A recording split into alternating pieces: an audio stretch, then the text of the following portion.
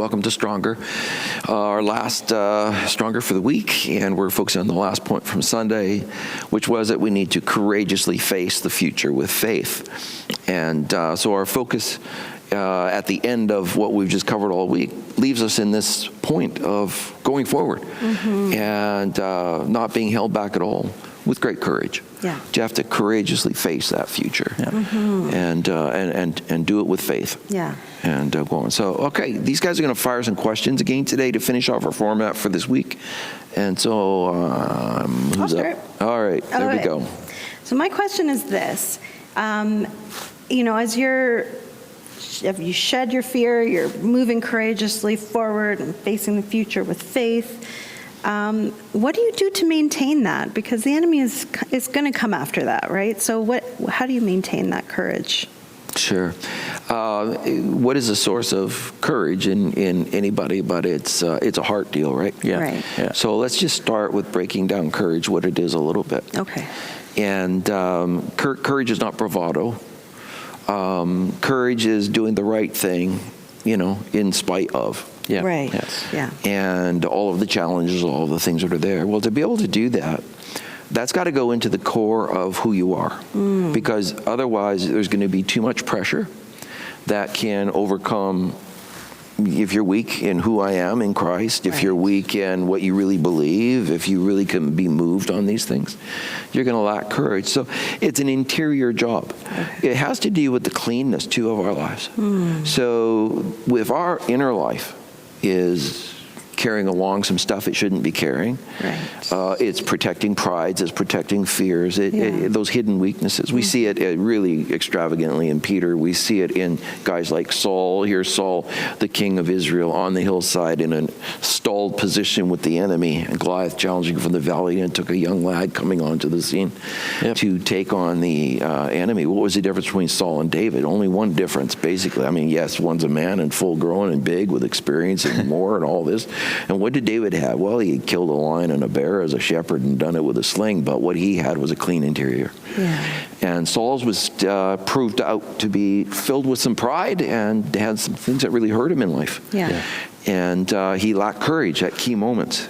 And we see after David wins this battle, ladies are singing a song, and they're saying, "Wow, Saul has killed his thousands, but David has killed his 10,000s." And I mean, that right away, Saul heard that, and it turned something in him. Yeah. Right. And so we find like the heart is the key for courage. Right. And David had a courage that was really strong.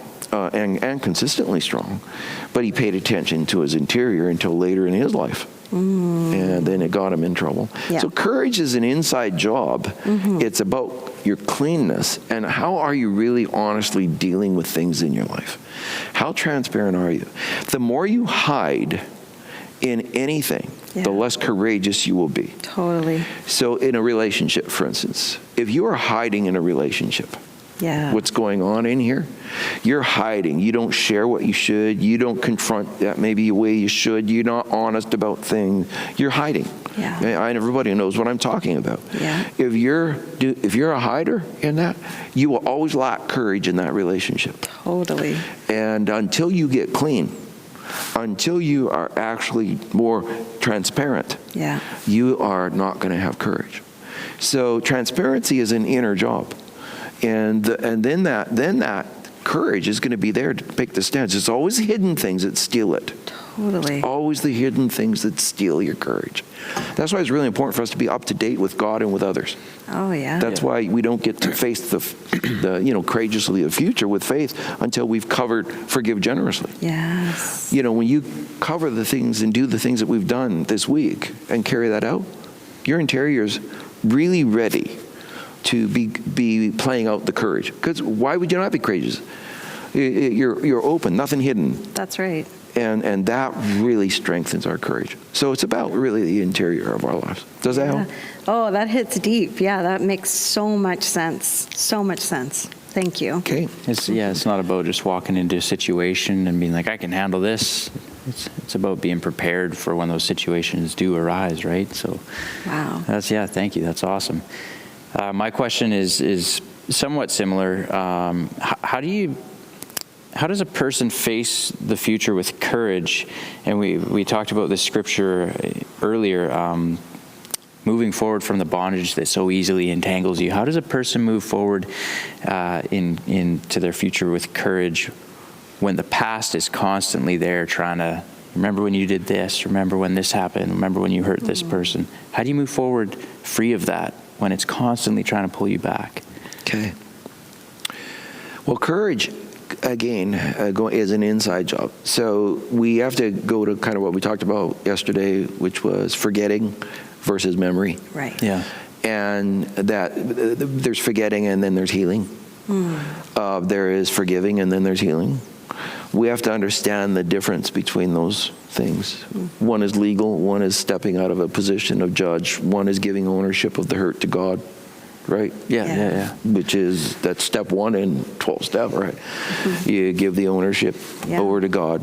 And so that's the process of forgetting, and then you move through healing, and then you're moving into restoring your heart into courage.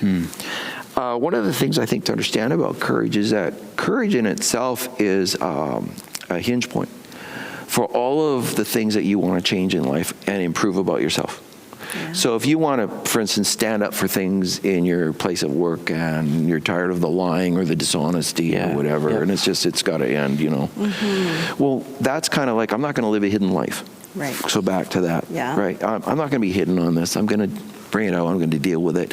And why are you going to deal with it? Because you're transparent and because you are knowing that I want to keep growing. I don't want this, limiting who I am, and this is who I am, and I'm going to apply this. Yeah. So I apply it, and it takes courage.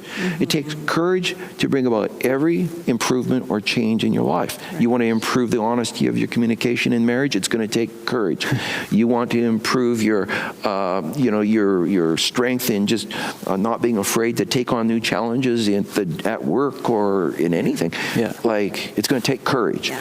So everything takes courage. It's a hinge point.